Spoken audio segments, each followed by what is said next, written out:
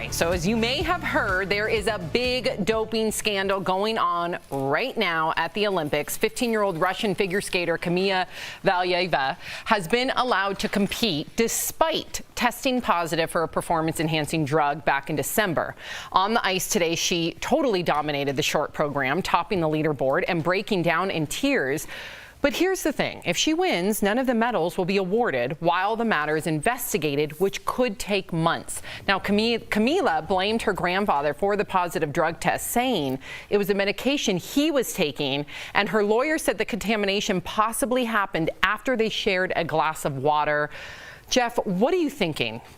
That excuse is craziness. You don't believe it? Yeah, I'm not a doctor, but it sounds insane, right? It does. So I don't know. Listen, we've heard from former athletes, former Olympians. Everyone's against this, right? And you have to take it too. You have to take into account where this came from, right? It's Russia, the 2016 Olympics. There's a great documentary on Netflix called Icarus, and it talks about how over 100 athletes from Russia specifically were involved in doping, right? It's also state-sponsored, meaning Russia's the one that sponsored it. They broke into the lab, changed the blood test. I mean, this documentary goes in depth on what Russia was doing. So listen, this girl's cute. She's 15.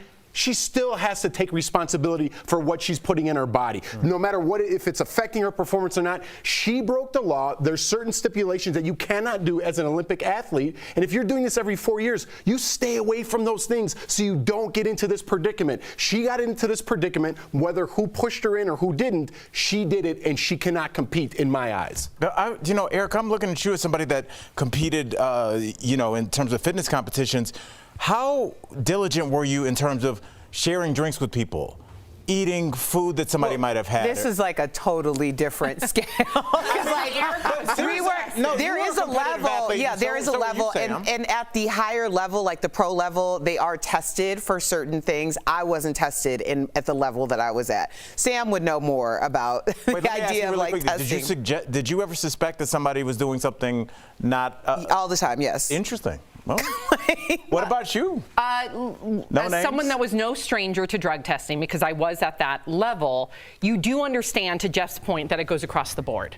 That means if there's an overconsumption of poppy seeds, like a poppy seed muffin could test you positive for certain things when you take those drug tests. So you do have to be hyper conscious. Now, if it's going to be across the board, and I know we're going to get to Sha'Carri Richardson, if it's going to be Shacarri, if it's going to be across the board, then it's got to be across the board.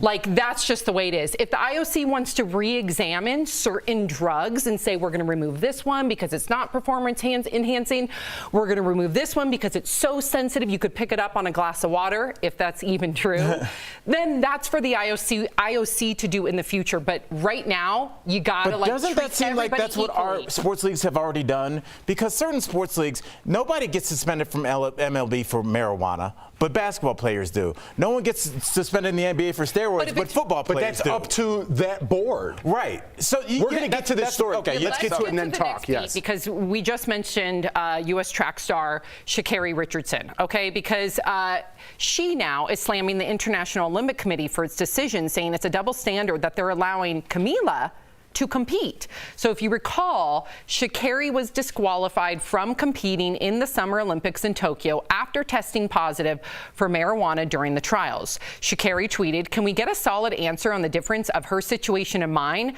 My mother died and I can't run, and was also favored to place in the top 3. The only difference is I'm a black young lady." Erica, double standard? Absolutely. If there's one thing we know about Sha'Carri Richardson, she's going to tell the truth, to her detriment or not. And she's absolutely right. She wants a clear answer. Everyone should want a clear answer, especially for any athlete who is putting their body, their whole life surrounding these particular events. There should be a level of transparency. Until someone explains exactly the difference between this situation with the Winter Olympics and Sha'Carri's situation with the Summer Olympics, then her pontification of the idea that it had to do with race cannot be dispelled. Also, there's a precedence for there being double standards, and there's been a precedence for there being a double standard when it comes to race. really what the Olympic Committee is doing in this moment is saying that if you are an elite athlete and potentially an Olympian, then if you are going to do something that could possibly get you disqualified from the Olympic Games, then either one, don't get caught, or two, if you do get caught, deny, deny, deny.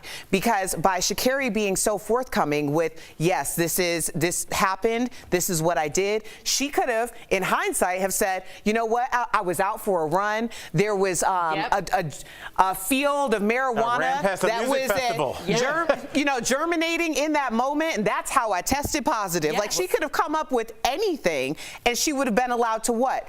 Be at the Olympics, and then everyone else would have had to hold to find out if they were going to get their medal in the mail or not. This whole thing just reeks of a double standard, and Shacarri's absolutely right. It's just so strange. It's just like, you talk about a double standard. I watched her short program, and you know, Johnny Weir is just, he's like, I don't have any words for this. I mean, it's incredible. Well, even and so Tara Lipinski, who's been defending her because of her age, is saying, let's take age out of it. This is wrong. Right.